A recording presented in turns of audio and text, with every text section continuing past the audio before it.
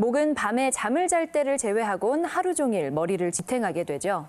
5kg 내외의 머리 무게에 비해 인대가 얇은 편이고 근육의 힘도 크지 않아서 자세와 습관 때문에 생기는 질환이 많습니다. 이번 시간에는 익산병원 길진상 과장과 함께 경추부 질환에 대해 알아보는 시간 마련했습니다. 어깨와 팔, 손, 등까지도 이어지는 통증, 목뼈 이상 때문일 수 있습니다. 목뼈 질환을 호소하는 연령은 점차 낮아지고 있는데요. 다양한 경추부 질환의 증상과 치료법에 대해 신경외과 전문의 길진상 과장과 함께 자세히 알아봅니다.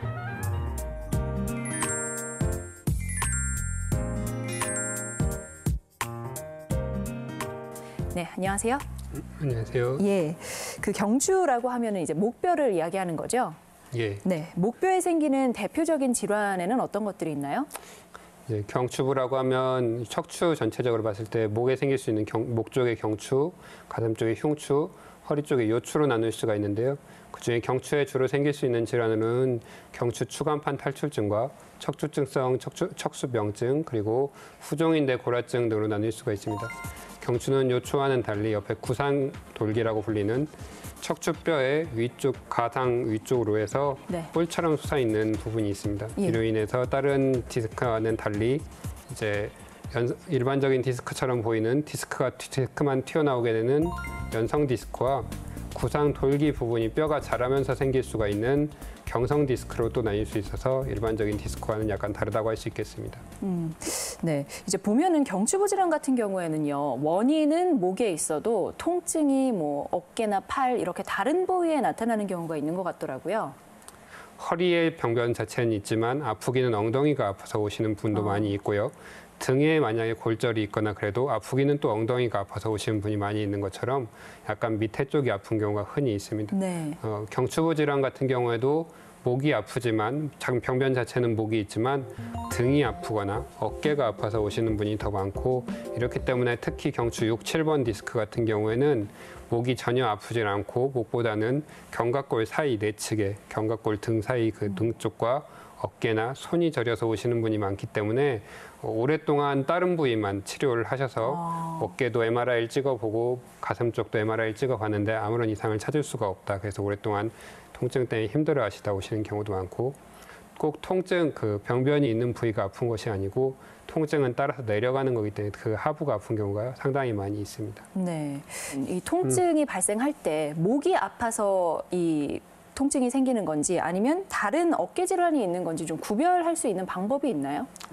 가장 쉽게 집에서 할 수 있는 구별할 수 있는 방법은 목을 움직여 보셨을 때 목을 이제 스펄링 테스트라고 하는 방법이 제일 일반적으로 쓰이는데, 목을 이렇게 젖히시고 이 상태에서 신경을 더 당겨보는 방향으로 이렇게 옆쪽으로 돌려보시고 반대쪽으로 돌려보시고 하시면서 약간 더 기울여 보시면, 이쪽 반대편으로 이렇게 기울여 보시면서 신경이 나가는 구멍이 좁아 있는 경우가 많기 때문에 그 구멍을 좁아진 곳을 더 당기거나 아니면 더 좁히는 형태로 목을 돌려보시면, 그로 인해서 통증이 이제 목은 당연히 아플 수 있습니다. 목은 이렇게 했을 때 목이 좀 뻐근해요. 그런 분들을 말씀하신 건 아니고, 이런 통증이 어깨로 내려오시거나 그런 통증이 유발된 경우에는 있을 수가 있고요. 또 고개를 심하게 적기거나 주셨을 때 목 자체 이 뿌리 쪽이 아픈 게 아니고 찌르르 내려가는 통증이 생긴다든가 하는 부분들이 있고요.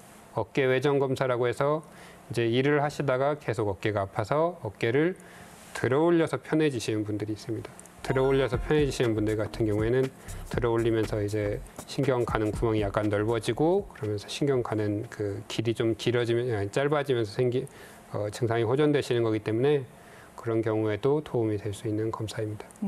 그럼 이렇게 검사를 간단히 해봤을 때, 뭐 목을 젖혔을 때 어떤 통증이 좀 이렇게 밑으로 내려가는 게 느껴진다든지 하면 이제 디스크를 의심해 볼 수 있다는 건가요? 예, 상지 방사통이라고 저희가 부르는 목에서부터 시작돼서 아니면 어깨에서부터 시작돼서 쭉 내려가는 통증 같은 경우에는 이제 신경 자체가 뇌에서부터 시작돼서 줄기와 가지로 나뉠 수가 있는데, 줄기 부위에서 문제가 생기는 목에서 문제가 생길 수가 있고, 또는 어깨나 팔꿈치, 손목 쪽에서도 문제가 생겨서 이렇게 쭉 내려갈 수 있습니다. 그렇다면은 문제가 있을 때는 이제 치료는 어떤 방식으로 진행되나요? 디스크의 치료는 요추도 그렇지만 경추도 첫 번째는 약물 치료와 그리고 환자가 무리하지 않도록 안정을 취하고 그러면서 물리 치료를 하면서 보존적인 치료를 하는 게 첫 번째고요.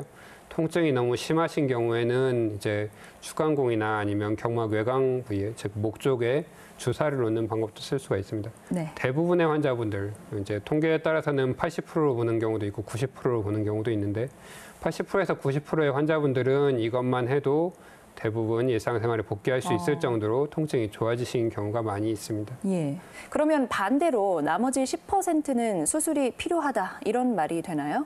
저희 과에 오셨던 환자분 같은 경우에는 42세 남자 환자분이시고 등의 통증이 굉장히 심하고 어깨로 내려가는 통증을 심하게 호소하셔서 잠을 못 주무셔서 오신 분인데요.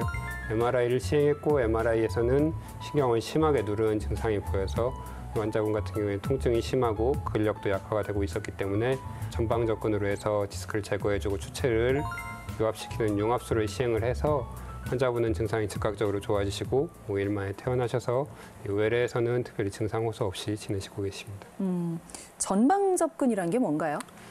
이제 수술을 경추부 질환 수술을 시행을 할 때 전방으로 접근하는 경우, 측방으로 접근하는 경우, 후방으로 접근하는 경우가 다 연구가 됐었는데 측방으로 접근하는 경우에는 이쪽이 경동맥이 흐르고 있고 위험한 구조물들이 많아서 요즘은 거의 시행을 하지 않고 있고 주로 전방으로 접근할 때는 추체를 직접 보면서 그 사이에 있는 디스크를 제거한 후에 이제 양쪽으로 아까 처음에 말씀드렸던 뿔처럼 솟아나 있는 구상 돌기 같은 것도 다 제거를 한 뒤에 여기에 인공 추체를 집어넣고 마칠 수 있는 수술법이고요. 후방 접근법으로 하면은 목 뒤쪽으로 들어가게 됩니다. 목 뒤쪽으로 들어가게 돼서 뒤쪽에서 들어가게 되면 이제 앞쪽에서 들어간 것처럼 직접적으로 디스크를 제거하지는 못하지만 뒤쪽에서 공간을 넓혀서 간접적으로 증상을 호전시키는 방법이 있게 되겠습니다. 네. 마지막으로 경추부 질환을 예방하거나 통증을 감소시킬 수 있는 평소 생활 습관이 있다면 소개해 주시겠어요? 이제 목 자체를 제일 안 좋은 자세로 놓지 않는 게 제일 중요하고요. 이제 많이들 문제가 되시는 게 요즘 같은 경우에는 스마트폰을 보면서 고개를 계속 숙이고 있는 자세라든가 TV를 이렇게 누워서 보실 때 팔을 이렇게 괴고 있으신 자세 아니면 컴퓨터나 무슨 작업을 하실 때 목을 이렇게 쭉 빼고 있는 이런 자세들이 모두 다 허리에 무리를 줘서 안 좋은 영향을 끼칠 수 있고요. 네. 가끔 의뢰에서 보시면 베개를 어떻게 베는 게 좋을까요? 하고 물어보시는 분들도 많이 있습니다. 하지만 베개 높이는 개인 체형마다 많은 차이가 있고요. 베셨을 때 통증이 없고 또 목이 옆에서 봤을 때 특별히 휘어지지만 않으면 문제는 없습니다. 이제 디스크 질환이 있어서 상지 방사통이 유발되시고 있는 환자분 같은 경우에는 대부분은 베개를 조금 높게 베시면 증상 해소에 도움이 되는 경우가 많이 있겠습니다. 네, 오늘 이 시간에는 신경외과 전문의 길진상 과장과 함께 경추부 질환에 대해서 알아봤습니다. 고맙습니다. 고맙습니다. 약도 식품처럼 유통기한이 있습니다. 유효기간 또는 사용기한으로 표시되는데요. 보통 제조한 지 2, 3년이 지난 시점까지가 해당됩니다.